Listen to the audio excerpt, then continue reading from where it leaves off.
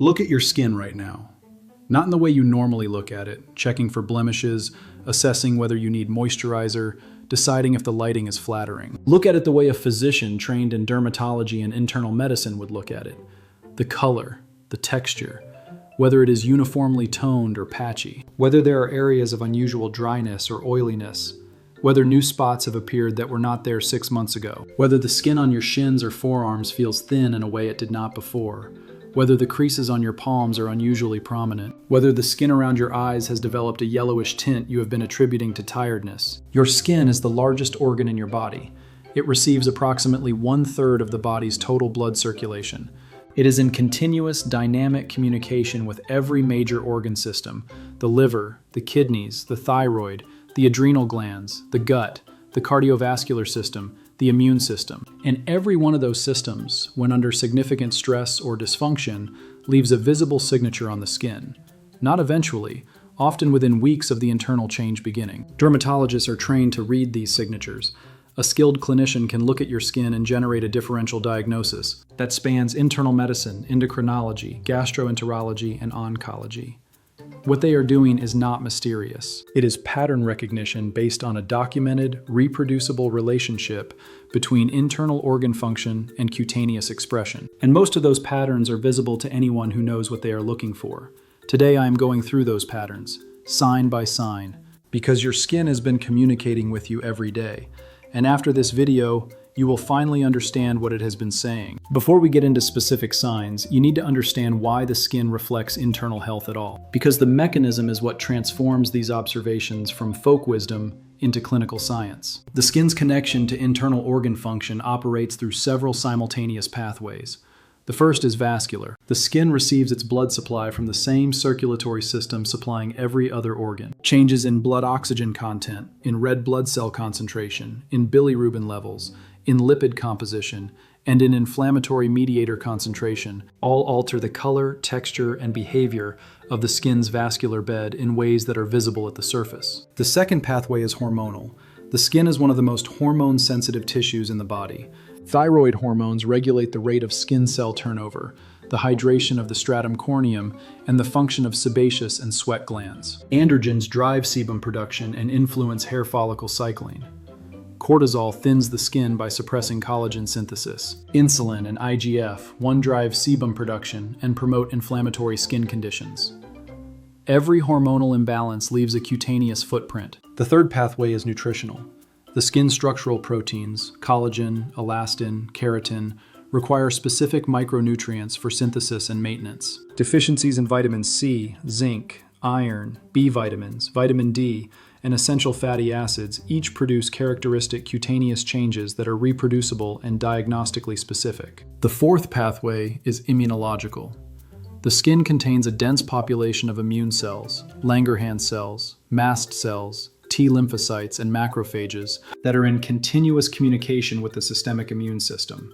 Autoimmune activation, chronic inflammation, and immune dysregulation all produce cutaneous manifestations that are often the first or most prominent sign of systemic immune disease. Jaundice, the yellow discoloration of skin and the whites of the eyes, is one of the most dramatic and most diagnostically urgent skin signs in medicine. And it is frequently missed in early stages because the yellowing is subtle and easily attributed to tiredness. Jaundice results from bilirubin accumulation in the skin and sclera. Bilirubin is produced when aging red blood cells are broken down in the spleen and is normally processed by the liver, conjugated, and excreted into bile. When bilirubin accumulates, it deposits in the skin and eyes. The first place jaundice appears is the sclera, the whites of the eyes.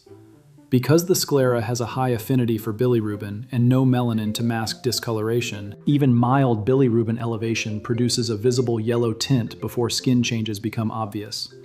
A 2018 study in the Annals of Internal Medicine found scleral icterus becomes detectable at serum bilirubin levels of approximately 2 to 3 milligrams per deciliter. The causes span liver disease, hepatitis, cirrhosis, drug-induced liver injury, to gallstone obstruction, to pancreatic cancer. Painless jaundice in an adult over 50 is treated as pancreatic cancer until proven otherwise, because painless jaundice with weight loss is the classic presentation of pancreatic head cancer, a malignancy with dramatically better outcomes when caught before spread. Look at the whites of your eyes right now in natural light. Any yellow tint that is new and persistent warrants same-week medical evaluation. Acanthosis nigricans is one of the most important and most commonly missed skin signs in primary care medicine.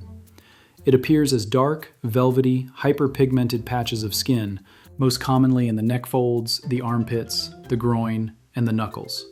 The texture is characteristic, not just darker but thickened, with a velvety or rough quality that feels different from surrounding skin. Acanthosis nigricans is driven by insulin resistance. When insulin levels are chronically elevated, the excess insulin binds to IGF-1 receptors on keratinocytes, stimulating their proliferation and producing the characteristic thickening and darkening. The skin change is a visible, surface-level expression of the same insulin dysregulation that is simultaneously impairing glucose metabolism, promoting inflammatory fat deposition, and straining the pancreatic beta cells that produce insulin. A 2019 study in the Journal of Clinical Endocrinology and Metabolism found that acanthosis nigricans had a positive predictive value of over 90% for insulin resistance in adults. Not a suggestive finding. A sign with 90% positive predictive value for the condition it points toward. In adults, acanthosis nigricans associated with rapid onset and involving the mucous membranes or palms can be a perineoplastic sign of internal malignancy, most commonly gastric adenocarcinoma. This may be the first visible sign of an internal cancer. If you have noticed darkening of the skin in your neck folds or armpits, that finding warrants a fasting glucose and insulin level measurement. The skin is displaying a metabolic signal that arrived before the laboratory results caught up. Palmar erythema, redness of the palms, particularly at the thenar and hypothenar eminences, is a cutaneous sign that points directly toward the liver. The mechanism involves elevated circulating estrogen levels. The liver is responsible for metabolizing estrogen. When liver function is impaired, estrogen accumulates in the circulation. Elevated estrogen causes vasodilation in the skin, with the palms showing preferential redness due to their high density of small arteriovenous malformations that dilate under estrogenic influence. A 2014 study in the European Journal of Gastroenterology and Hepatology found palmar erythema in approximately 23% of patients with chronic liver disease, with the prevalence correlating with the severity of hepatic impairment. The sign is not specific to liver disease. It also occurs in pregnancy, thyrotoxicosis, and rheumatoid arthritis, but its combination with other signs creates a pattern that is highly specific for hepatic dysfunction. Spider angiomata. Small dilated blood vessels with a central arteriole and radiating capillaries that blanch under pressure and refill from the center outward are another estrogen-related hepatic sign. More than 5 spider angiomata in a single individual is considered clinically significant and warrants liver function evaluation regardless of other symptoms. Dry, rough, scaly skin that does not respond to moisturizer, particularly with hair loss, outer eyebrow thinning, cold intolerance, fatigue, and weight gain, is a cutaneous pattern pointing toward hypothyroidism. Thyroid hormones regulate epidermal cell turnover, stratum corneum hydration, sebaceous and sweat gland function, and hair follicle cycling. When thyroid hormone levels fall, all of these slow. Skin becomes dry because hydration is impaired. Hair falls diffusely because more follicles enter the resting phase. The outer third of the eyebrow thins because lateral follicles are most affected by the slowdown. A 2020 review in Clinical Dermatology found dermatological manifestations were the presenting complaint in approximately 12% of patients diagnosed with hypothyroidism. The skin was announcing the thyroid problem first. The opposite pattern, warm, moist, velvety skin, fine hair loss, heat intolerance, and sweating, points toward hyperthyroidism, where elevated thyroid hormone drives peripheral vasodilation and accelerated but thinner hair growth. Purpura, small areas of bleeding under the skin, appearing as purple or red spots that do not blanch under pressure, and easy bruising, are signs of platelet dysfunction or coagulation abnormalities. Non-palpable purpura in the lower extremities most commonly indicates low platelet count or platelet dysfunction. It's a key indicator of your internal clotting system. In older adults, large, irregular purple patches on the forearms from minor trauma, senile purpura, reflect dermal thinning from aging or prolonged corticosteroid use, which suppresses dermal collagen synthesis. Palpable purpura, raised purple spots felt as well as seen, results from leukocytoclastic vasculitis, inflammation of small blood vessel walls causing red blood cell leakage.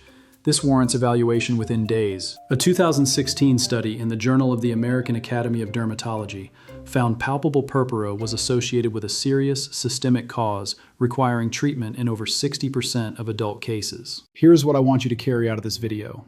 Your skin is not separate from your internal health. It is a continuous, dynamic, visually accessible output of your internal organ systems. The yellow tint of jaundice, the dark patches of acanthosis, the red palms of liver dysfunction, the dry scaling of thyroid issues, the palpable purpura of vasculitis. Every one of these has a clinically validated connection. Every one of them is visible. Every one of them has been present for weeks or months before any other symptom produced a reason to seek evaluation. Take it seriously. Look at your skin tomorrow morning in good natural light. All of it. Your palms, the whites of your eyes, your neck folds, the outer third of your eyebrows, the skin on your shins. You are not diagnosing yourself. You are paying attention to a diagnostic surface that your body maintains every day, for free, in plain sight. Listen to what it is saying. What have you noticed about your skin that you have been dismissing as nothing?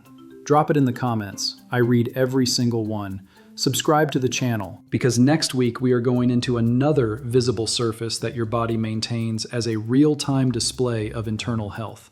The signals are there, and I will see you in the next video. Calm visual of microscopic skin texture. Clinical environment, clean and organized. Medical charts on a digital screen. A doctor's hand holding a magnifying glass. Close-up of a person's healthy palms. Animation of a healthy heart beating. A clean laboratory setting with test tubes. Microscopic view of healthy collagen fibers. A person drinking water representing overall health. Soft natural light hitting a person's skin. Clinical medical icons forming a circle. Closing screen.